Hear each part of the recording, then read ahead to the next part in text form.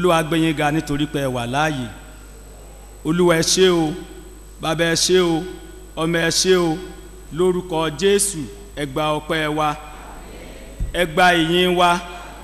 Adúpẹ́ pé ẹ dá wa sí, adúpẹ́ pé a wà láàyè, nítorí pé ẹ wà láàyè, lórúkọ Jésù ẹ gba ọpẹ́ wa, ẹ gba ìyìn wa.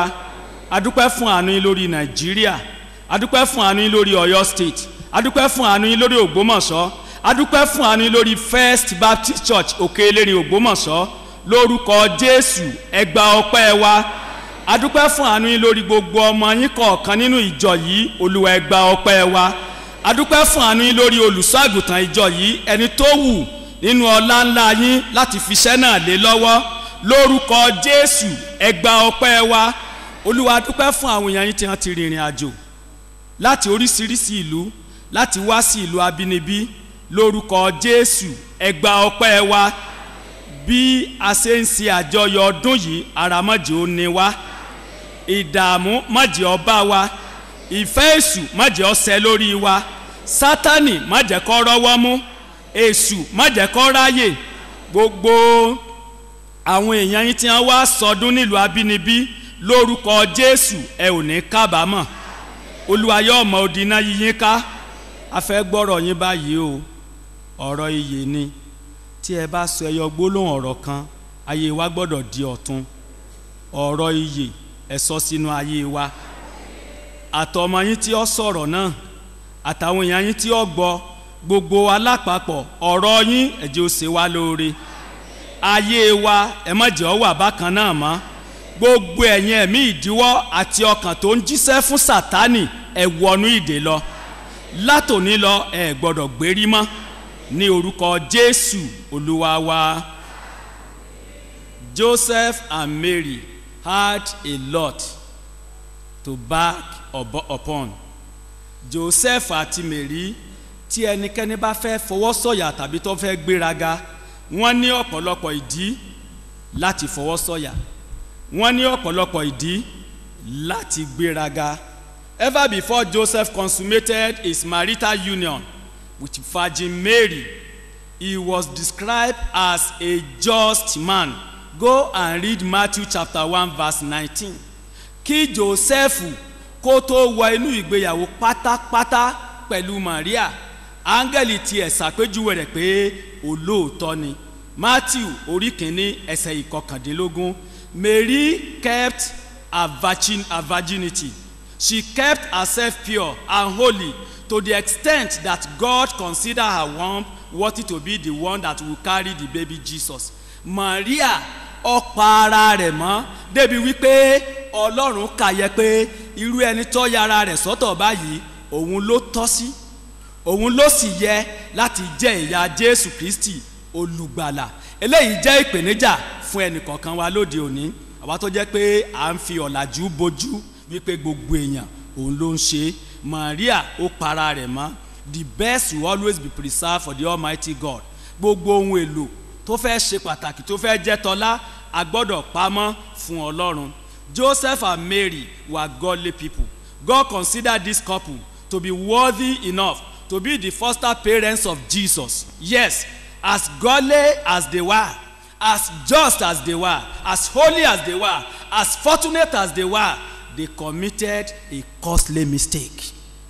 They committed a costly mistake. Bí Joseph àti Maria bí wọ́n ṣe para wọn mọ́ tó jẹ́ pé Maria ó para rẹ̀ mọ́, à ń pè ní Maria wọ́ndíá, Maria tí ọmọ ọkùnrin títí tó fi bí Jésù olùgbàlà tó sì fi dé ọ̀dọ̀ ọkọ rẹ̀. Ṣùgbọ́n bí Joseph àti Maria bí wọ́n ṣe jẹ́ olóòótọ́ tó, bí wọ́n ṣe jẹ́ èèyàn Ọlọ́run tó, bí wọ́n ṣe jẹ́ mímọ́ tó, bí wọ́n ṣe jẹ́ olóríire tó débi pé Ọlọ́run kà wọ́n yẹ láti jẹ́ ẹni tí ó jẹ́ afúnṣọ́ fún Jésù olùgbàlà, síbẹ̀síbẹ̀ wọ́n ṣe àṣìṣe kan tó burú jáì. Wọ́n ṣe àṣìṣe kan tó burú jáì. They committed a costly mistake which you and I should learn from. He who falls into a ditch teaches others a lesson. Wọ́n ṣe àṣìṣe kan tó burú jáì, èyí tó jẹ́ pé ẹ̀yin àti èmi a gbọ́dọ̀ ṣetán láti kẹ́kọ̀ọ́ lára wọn nítorí pé ẹni tó bá jìn sí kòtò ó kó ara yòókù lọ́gbọ́n. A costly mistake. Why did they commit the costly mistake? What steps did they take to remedy the mistake? And what lessons can we learn from Joseph and Mary? These are the orders which we are going to take. Kí ló dé tí wọ́n fi ṣe àṣẹ tó burú jáì yìí? Kí ni ìgbésẹ̀ tí wọ́n gbé láti rí pé àwọn ṣe àtúnṣe? Àwọn ẹ̀kọ́ wo ni èmi àti ẹ̀yin la gbọ́dọ̀ ṣetán láti kọ́ lọ́dọ̀ Joseph àti Maria? They committed the costly mistake. A costly mistake. Àṣìṣe tó burú jáì. Àṣìṣe tó burú jáì. Because their religious practices had become a custom, they committed the costly mistake. Wọ́n ṣe àṣìṣe tó burú jáì nítorí pé àwọn ẹ̀sìn wọn ó ti di àṣà. Ó di àṣà. Ó di àṣà. Bó o ṣe rìnrìn àjò pẹ̀lú mi, wọ́n náà gbé bíbélì rẹ sí ẹ̀gbẹ́ rẹ. Lúùkù orí kejì ẹsẹ̀ ìkọkànlélógójì àti ìkejìléníogójì. Ọ̀rọ̀ Ọlọ́run sọ wípé àwọn òbí rẹ̀ a máa lọ. Wọ́n máa lọ, which means that it was habitual. It was habitual. Wọ́n máa lọ sí Jerusalem ní kíni? Ní ọdọọdún. Alàgbà Lúùkù tún tẹ̀síwájú ó tiẹ̀ wàhálà mọ́lẹ̀. Onígbà tí ó sì di ọmọ ọdún 12 ìwọ́n gòkè lọ sí Jerusalem gẹ́gẹ́ bí ìsìn àjọ náà. Àwa tá a bá gbé bíbélì òyìnbó lọ́wọ́ ó ní after the custom of the feast, according to the custom. Luke the physician emphasized this repeatedly. Now his parents went to Jerusalem every year at the feast of the Passover. Luke went further to say that when Jesus was 12 years old, they went up according to custom. Gẹ́gẹ́ bí àṣà, ìsìn wọn ó jẹ́ gẹ́gẹ́ bí àṣà. It was not spontaneous. It was not as led by the Holy Spirit, but according to custom, according to tradition. Gẹ́gẹ́ bí àṣà, when our religious activities become a routine, we must watch out. Nígbà tí ẹ̀sìn tí à ń sìn tó bá di àṣà, ẹ jẹ́ á kíyèsára. When we participate in worship services and nothing happens in our life, we must watch out. Nígbà tí a bá ń kópa nínú ìsìn tí ò sí ohunkóhun tó ṣẹlẹ̀ nínú ayé wa, ẹ jẹ́ á kíyèsára. When there is no challenge, when sinful habits are not discarded, when virtues are not added to our life, we must watch out. Nígbà tí àwọn ohun tí ò dára tí kò bá tí a yọ wọ́n dànù nínú ayé wa tó jẹ́ pé àgùntàn kò pa sọ èsì dàní, a gbọ́dọ̀ kíyèsára. A gbọ́dọ̀ kíyèsára according to custom. According to custom. Nígbà tí àwọn tó dára tí ó bá wọnú ayé wa, àwọn tó yẹ kí a máa rí nínú ayé wa tá a fi ògo fún ta ni o, tá a fògo fọ́lọ́run. A gbọ́dọ̀ kíyèsára. Tó bá ṣe pé báyé wa ṣe rí lẹ́sìn náà tún rí ló tún rí lọ́dún yìí, ẹ jẹ́ á kíyèsára. When we attend, no positive changes. When we attend Bible study, we attend Sunday school classes, we attend Men Missionary Union, Women Missionary Society meetings, youth meetings, Baptist Student Fellowship meetings, Royal Ambassador meetings, and nothing tangible takes place in our lives, we must watch out. It has become according to tradition, according to custom. God does not take it kindly. Nígbà tí a bá lu wá sínú ìsìn tí ò sí ń tó yí padà, àárín kankan dì mú, ètò bá tiẹ̀ kàn wá, á sọ dìbínú ni. Dípò ká gbé ìgbésẹ̀, ká ṣe àtúnṣe. Ká gbé ìgbésẹ̀, ká ṣe àtúnṣe, á wá dà sí rọ́ọ̀fù. Wọ́n ní ọ̀pọ̀lọ́ ọ̀mọ̀nà odò ṣe kí ni? Ọ̀dà sáwùdù. Tó bá rí bẹ́ẹ̀, ó léwu. Ìgbà tá a bá wá sípàdé ẹgbẹ́ obìnrin onírere, tá a wá sí tọkùnrin onírere, tá a lọ tẹgbẹ́ ọ̀dọ́, tá a lọ tìkọ́ ọba, tá a lọ takẹ́kọ̀ọ́, tá a lọ tọ̀dọ́, tí ò sí ohun tó dára tá a lè tọ́ka sí, tí àwọn nǹkan tí ò dára, ìwà abínibí, ìwà ẹran ara tó sì tún wà níbẹ̀ tó jẹ́ pé bó ti wà lẹ́sìn iná ló tún wà lọ́dún ní, a gbọ́dọ̀ kíyèsára. Because their religious practices became a custom, and as such they committed a costly mistake. Wọ́n ṣe àṣìṣe tó burú jáì. I doubt if you don't fall into this category. Ǹjẹ́ ṣé tiẹ̀ ò rí bẹ́ẹ̀? ṣé tiẹ̀ ò rí bẹ́ẹ̀, ṣé tèmi ò rí bẹ́ẹ̀, a gbọ́dọ̀ kíyèsára. They committed the costly mistake because they were careless about their relationship with Jesus. Wọ́n ṣe àṣìṣe tó burú jáì nítorí pé wọ́n jẹ́ ẹni tó kù káàtó, wọn ò kíyèsí ìbáṣepọ̀ wọn pẹ̀lú Jésù. Wọn ò kíyèsí ìbáṣepọ̀ wọn pẹ̀lú Jésù. They were careless. They were careless. Wọ́n fi ọ̀rọ̀ Jésù wọ́n fi sí abidanran. Wọ́n fi ọ̀rọ̀ Jésù wọ́n fi sí abidanran. Ìyẹn ka ẹsẹ̀ 23 àti 24. Onígbà tọ́jọ́ wọn pé bí wọ́n ti ń padà bọ̀, ọmọ náà Jésù ń tiẹ̀ òun dúró lẹ́yìn. Joseph àti ìyá rẹ̀ wọn ò ṣe kíni, wọn ò mọ̀. They did not know. Ṣùgbọ́n wọ́n ṣe bí ó wà ní ẹ̀gbẹ́ èrò. Wọ́n rìnrìn ọjọ́ kan gbáko. Wọ́n wá ń wá kiri nínú àwọn ará àtàwọn ojúlùmọ̀ wọn. Don't forget, at least Mary carried Jesus in her womb for about 9 months. At least Jesus had been with Joseph and Mary at least for nothing less than 12 years according to Bible record. Àsámọ̀ Bíbélì ó sọ wí fún wa pé primator ni Jésù nígbà tá a bí. Ó gbénu Maria fún ó kéré pé oṣù mélòó? Oṣù 9. Fún oṣù 9 nínú ìyá rẹ̀ nínú Maria. Òun àti Joseph àti Maria wọ́n ti jọ gbélé ayé fún ọdún 12. What a great opportunity. Àǹfààní ńláńlá. Àǹfààní ńláńlá. But they did not know that Jesus stayed behind. Who could have become the pride of their lives. Jésù ó yẹ kó jẹ́ ohun ayọ̀ ayé wọn. Jésù ó yẹ kó jẹ́ ohun àmúṣògo ayé wọn. Jésù ó yẹ kó jẹ́ ohun àlùyọ ayé wọn. It is possible for us to bank too much on what we were many years ago or some years back. It is possible to back our position on our bogus titles. If we are careless about our relationship with Jesus, we may miss out with him. We may miss out with Jesus. If our relationship becomes whimsical, inconsistent and unpredictable, we may miss out with Jesus. A gbọ́dọ̀ ṣọ́ra kó jẹ́ pé ohun tá a jẹ́ látẹ̀yìnwá fún ọ̀pọ̀lọpọ̀ ọdún sẹ́yìn ní ìgbà báyìí èmi ní Arè, ìgbà báyìí èmi ní Kọ́ba, ìgbà báyìí èmi lọ̀dọ́, ìgbà báyìí ipa báyìí ni mo kó. Ṣé bẹ́ẹ̀ lórí nísìn? Ṣé bẹ́ẹ̀ lórí nísìn? We must not even bank on our position. Kódà ipò tọ́lọ́run ràn wá lọ láti dé inú ayé kò gbọ́dọ̀ kó sí wa lórí. Kò gbọ́dọ̀ kó sí wa lórí. Àwọn orúkọ tí Ọlọ́run fún wa oríṣiríṣi a gbọ́dọ̀ jẹ́ kó jẹ́ ìdíwọ́ fún wa. Tí a bá lè ṣàṣìṣe, Jésù kó má bàa bọ́ lọ́wọ́ wa. We should not play with our eternity. Mary and Joseph unconsciously play with their eternity. A gbọ́dọ̀ ṣọ́ra. We play with their eternity. A gbọ́dọ̀ ṣọ́ra. They committed the costly mistake. Why? Because they were careless. Are you not being careless nowadays? You are careful with so many things. You are careful with money. You are careful with your job. You are careful with your family. You are careful with many good things of life. But what is your relationship with Jesus? Maria ọ̀sàrù Jésù ká fóṣù 9. Ìbáṣepọ̀ ọmọ lágbára o. Ẹni tí yàn rù kánú oyún fóṣù 9.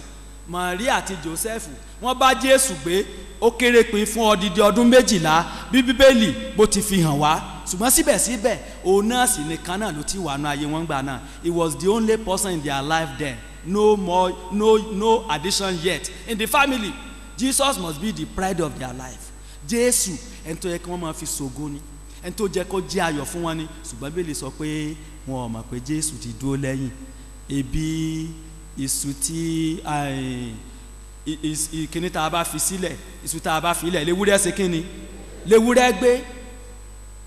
Ìṣù tá a bá sì tẹnu mọ́, ìṣù tá a bá tẹnu mọ́ kò ní ṣe kíni? Kò ní jóná torí pé ọkàn wọn ò sí lára Jésù. Ara akitiyan ẹ̀sìn ìlọ́kàn wọn wà níbẹ̀. Akitiyan ẹ̀sìn in the temple, the religious activities in the temple, not Jesus. Not Jesus. A costly mistake. Àṣìṣe tó burú jáì. Àṣìṣe tó burú jáì. They were acting on assumption. Tẹ́ bá wo ẹsẹ̀ 24 ó ní wọ́n ṣe bí. Wọ́n ṣe bí. Wọ́n ṣe bí. Wọ́n ṣe bí. Wọ́n ṣe bí.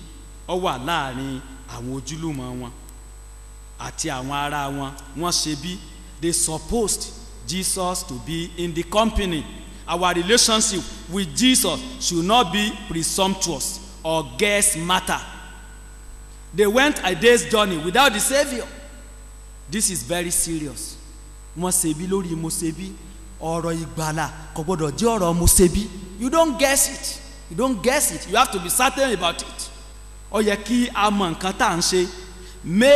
Many people have gone and are still going on in life without Jesus. Ọ̀pọ̀lọpọ̀ ní ń bá ilé ayé wọn lọ tí Jésù sì ti bọ́ kúrò lọ́dọ̀ wọn. Have you not gone into that business without Jesus? Have you not gone into that relationship without Jesus? Have you not gone into that issue, that big issue, that very important issue, that an unimportant issue, even without Jesus? Ǹjẹ́ bí tó wà ṣé Jésù wà ńbẹ̀? Ìtọ̀ dáwọ́lé ṣé Jésù wà ńbẹ̀? A moment without Jesus is a terrible thing. A moment without Jesus is a terrible thing. Ìṣẹ́jú akàn láìsí Jésù ohun tó lágbára ni, ohun tó burú ni, ohun tó léwu ni. They were without Jesus because they were acting on assumption. Ọ̀rọ̀ ìjọba ọ̀run kì í sọ pé ọ̀rọ̀ pé mo rò pé mo ṣe bí tàbí tíyàn kan máa lo ọgbọ́n orí kì í ṣe bẹ́ẹ̀. They rely too much on group relationship. Wọ́n gbẹ́kẹ̀lé àwọn tí wọ́n yí wọn ká. Wọ́n gbẹ́kẹ̀lé ẹgbẹ́ wọn, wọ́n gbẹ́kẹ̀lé èrò wọn, wọ́n gbẹ́kẹ̀lé ẹbí wọn, wọ́n gbẹ́kẹ̀lé àwọn alájọrin wọn, wọ́n gbẹ́kẹ̀lé àwọn alájọṣe wọn. They rely too much on group relationship. They assumed Jesus was in the company. Wọ́n lérò pé Jésù wà láàrin àwọn èèyàn wọn, àwọn ẹgbẹ́ wọn. When our Christian life becomes a company experience, we must watch out. Nígbà tí ọ̀rọ̀ gbàgbọ́ wa tó bá di ọ̀rọ̀ akẹgbẹ́sẹ̀, ẹ jẹ́ á kíyèsára. Tó bá di ọ̀rọ̀ akẹgbẹ́sẹ̀, ẹ jẹ́ á kíyèsára. Let me tell you, God will call us into account individually. Ọlọ́run ó pè wá lọ́kọ̀ọ̀kan ni.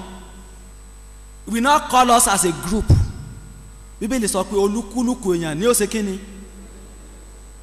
He will call us into account individually. We rely too much on our group relationship, our denomination. Àjọ wa, àjọ ńlá wa, àjọ ńlá wa, àjọ ńlá wa, àwa la dá, yes, Baptist dá. Tó ẹ pé téèyàn bá gbótọ́ bá tọ́ téèyàn tó ń táyé wá, Baptist ni wọ́n tún ṣe.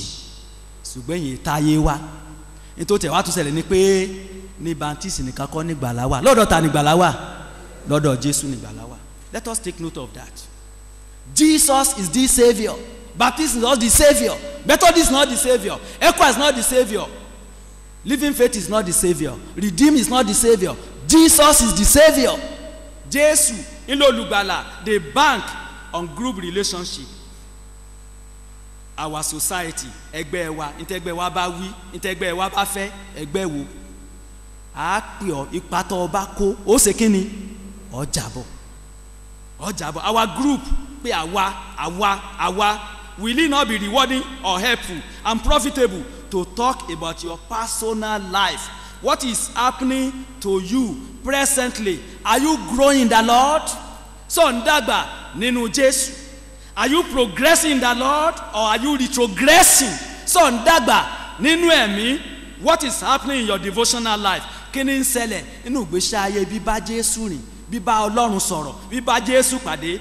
What is happening in your prayer life? Kí ni ń ṣẹlẹ̀ nínú ìgbésí ayé àdúrà rẹ, àdúrà àdágbà, àdúrà àdílé àti àdúrà nínú ìjọ Ọlọ́run? Gbogbo rẹ̀ ló ṣe pàtàkì. What is happening in your Bible study life? Kí ni ń ṣẹlẹ̀ nínú ìgbésí ayé ẹ̀kọ́ ọ̀rọ̀ Ọlọ́run? Have you not too known to study the Bible with other members of the church? Ǹjẹ́ wo ti mọ̀ tayọ débi pé ó wá jọ máa kẹ́kọ̀ọ́ Bíbélì pẹ̀lú àwọn ẹlòmíràn nínú ilé ìsìn? What is happening with your stewardship life? Kí ni tí ń ṣẹlẹ̀ nínú ìgbésí ayé ìríjú rẹ? Have you forgotten that you are a steward? No matter what you are, you are a steward. Ohun yòówù tó wù kó jẹ́ ìríjú ni ọ́, ó sì jábọ̀. You are a steward. You are a steward. You are a steward of who you are and what you have. Ìríjú ń tọ́ jẹ́ àti ń tó ní, ìwọ kọ́ ló gbé rẹ̀ débẹ̀. Èèyàn ló ní adímú kọ́ ló ṣe kí ni? Ìkó ló nira rẹ̀. You are a steward. What is happening in your marital life? What is happening in your life? Kí ni tí ń ṣẹlẹ̀? Ǹjẹ́ ò ń dàgbà nínú Jésù? Ǹjẹ́ o tiẹ̀ tí ní ìbáṣepọ̀ pẹ̀lú Jésù?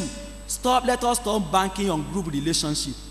We may be banking on group relations and say, oh, my dad is a pastor, my dad is a deacon, my dad is an elder. Don't bank on group relationship. My ìdílé wa ni wípé àwa gan la kópa báyìí, àwa ni báyìí, nígbà báyìí àti bẹ́ẹ̀ bẹ́ẹ̀ lọ. That is group mentality. Group mentality will not save the day. What is your relationship with Jesus now and presently? Kí ni ìbáṣepọ̀ rẹ pẹ̀lú Jésù olùgbàlà lọ́wọ́lọ́wọ́ báyìí? That was why Joseph and Mary committed that costly mistake. Wọ́n lérò pé àwọn ẹgbẹ́ wọn ni ó máa sojúṣe wọn fún wọn. Àwọn ará wọn ni ó máa sojúṣe wọn fún wọn. Àwọn mọ̀lẹ́bí wọn ni ó máa sojúṣe wọn fún wọn. What else did they do that made them to commit that costly mistake? They saw Jesus among their kinsmen and acquaintances. Wọ́n wá bẹ̀rẹ̀ sí wá àṣìṣe míì tán tó ṣe ni pé wọ́n bẹ̀rẹ̀ sí wá Jésù lọ́dọ̀ àwọn ojúlùmọ̀ wọn àti àwọn ẹbí wọn. Tẹ́ ẹ bá wo ẹsẹ̀ ìkẹrìnléníogójì. Birds of the same feather do what?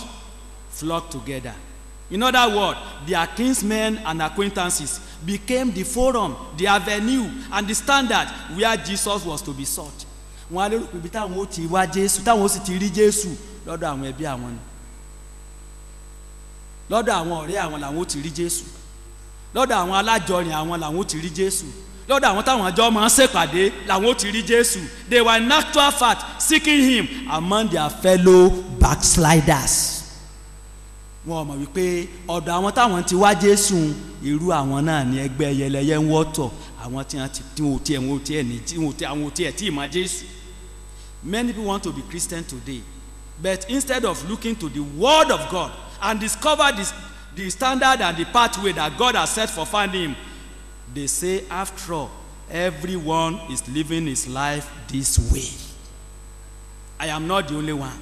I'm not the only sinner. Everyone is doing it. Should everyone go to hellfire? Should everyone go to hellfire? Dípò kí a lọ sínú ọ̀rọ̀ Ọlọ́run lónìí ká wá Jésù. À ń wá Jésù nínú ọ̀làjú. À ń wá Jésù ní àwùjọ tí ò tiẹ̀ tí ì ní Jésù. À ń wá Jésù nínú ẹgbẹ́. À ń wá Jésù láàrin ìlú. Àwọn ibi tí ò ti yẹ ká wá Jésù ńlá tí ń wá. Á bá wọn sọ pé nígbà tá a bá sì lọ sí gbogbo ibẹ̀ á rí i pé n tá à ń rí ń bẹ̀ kìí ṣe n tó fògo fọlọ́run. Àwa náà wà á dára wa láre pé gbogbo èèyàn ló ń ṣe kí ni? Gbogbo èèyàn ní í ṣe. Gbogbo èèyàn ní í ṣe. Everybody is doing it. Everybody is telling a lie. Everybody is committing fornication. Everybody is a drunkard. Everybody is a thug. Gbogbo èèyàn ló ń ṣe. Gbogbo èèyàn ló ń ṣe. Gbogbo èèyàn ní í ṣàgbèrè. Gbogbo èèyàn ní ń parọ́. Gbogbo èèyàn ní hùwà jàgídíjàgan. Gbogbo èèyàn ló ti bọ ọmọlúwàbí rẹ̀ jẹ́. Ṣé gbogbo èèyàn ní ọlọ́run àpáàdì? Ṣé gbogbo èèyàn ní ọlọ́run àpáàdì? They committed the costly mistake. They committed the costly mistake. We have seen the reason why they committed the costly mistake. One, because they bank on religious practices according to custom. Ọ̀rọ̀ ẹ̀sìn wọn ó di gẹ́gẹ́ bí àṣà. Tí ẹ̀sìn táwa náà ń sìn tó wáyé pé gẹ́gẹ́ bí àṣà ni, tí èsì gẹ́gẹ́ bí ìwé mímọ́, ẹ jẹ́ á kíyèsára. Ẹ jẹ́ á kíyèsára. Kì í ṣe kò gbọ́dọ̀ jẹ́ gẹ́gẹ́ bí àṣà, ṣùgbọ́n gẹ́gẹ́ bí ọ̀rọ̀ Ọlọ́run, àráyè láti kíyèsí Bíbélì mọ́. They were careless about their relationship with Jesus. Wọn ò kíyèsára pẹ̀lú ìbáṣepọ̀ wọn pẹ̀lú Jésù. Jésù sì bọ́ lọ́wọ́ wọn. Ṣé Jésù ò tí ì bọ́ lọ́wọ́ rẹ̀? Èmi ò sọ pé ò ní Jésù rí, ṣùgbọ́n àjẹ́ ò tí ì bọ́ lọ́wọ́ rẹ̀. Jẹ́ ò tí ẹ̀ tí ì ní Jésù yẹn. They were acting on assumption. Wọ́n ń gbé ìgbésẹ̀ lórí mo ṣe bí, mo rò pé ọ̀run lọ́mọ ẹni tí ó ṣe kíni, ọmọ ẹni tí ó là. They were acting on assumption. They relied too much on group relationship. Wọ́n gbẹ́kẹ̀lé pé àwa, ẹbí wa, ọ̀rẹ́ wa, àwọn èèyàn wa kò sì ràn wọ́n lọ́wọ́. And they saw Jesus among their kinsmen and acquaintances, that is among their fellow backsliders. Wọ́n wá Jésù láàrin àwọn tó jẹ́ pé wọn ò tẹ̀ tí ní Jésù. What then did they do to redeem the situation? Kí ni nǹkan tí wọ́n ṣe láti rí wípé àwọn bọ́ kúrò nínú àjàgà yẹn? Kí ni nǹkan tí wọ́n ṣe? They went back to the basic. They went back to the basic. The Bible tells us, and it came to pass, after 3 days, they found him in the temple, sitting in the midst of the doctors, both hearing them and asking them questions. Tábà wẹsẹ̀ ìkarùndínní àádọ́ta àti ìkẹrìndínní àádọ́ta. Onígbà tí wọn ò rí, wọ́n padà sí Jerusalem. Wọ́n ń wá kiri. Ó sì ṣe lẹ́yìn ijọ́ mẹ́ta ìwọ̀n rí nínú tẹ́ḿpìlì ó jókòó láàrin àwọn olùkọ́ni ó ń gbọ́ tiwọn ó sì ń bi wọ́n léèrè ó ń gbọ́ tiwọn ó sì ń bi wọ́n léèrè. They went back to the basic. Yorùbá bọ̀ wọ́n ní tíwájú ọba ṣe lọ mọ́ yà máa padà yín. That was what they did. They were very wise, so and we can learn from them. I must learn from them, and you too must learn from Joseph and Mary. The Bible tells us that it took them 3 full days. They made personal effort. They made conscious effort. Wọ́n mọ̀ọ́mọ̀ láti fi ara wọn jìn wípé gbogbo ibi tí Jésù bá wà àwọn ó ṣe kínni àwọn ó wárí. Nítorí ẹ káwa náà ó ṣe nìyẹn o. Tí Kérésìmesì yìí tí ó bá nítumọ̀ sí wa pé gbogbo ibikíbi tí Jésù bá lè wà ibikíbi tó bá lè wà wọ́n wárí. They did all what they could to redeem the situation. They went back to seriously look for Jesus where he could be found. The Bible says, seek the Lord when he may be found. Call on him when he's still around. Ẹ wo Olúwa nígbà tẹ́ ẹ lè rí. Ẹ pè nígbà tí ó wà nítòsí. Jẹ́ kí èèyàn búburú kọ ọ̀nà rẹ̀ sílẹ̀. Ó ní yóò fi jìn lọ́pọ̀lọpọ̀. Yóò ṣàánú fún a costly mistake. A costly mistake is committed when our religious practices are according to custom, when we are careless about our relationship with Jesus, when we bank too much on group relationship, when we act on assumption, when we are looking for Jesus among the backsliders. We should make conscious effort, personal effort, and rediscover Jesus. A gbọ́dọ̀ gbé ìgbésẹ̀ gbogbo ohun tí ó bá ná wa ẹ jẹ́ á padà.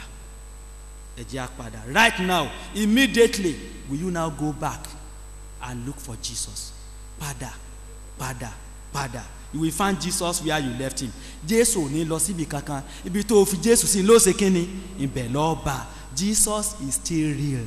Jesus is real. Jesus is real. I tell you. Jésù ó sì tún wà láàyè. Kò yí padà. He does not change. He's the same yesterday. He's the same today, and he remains the same forever.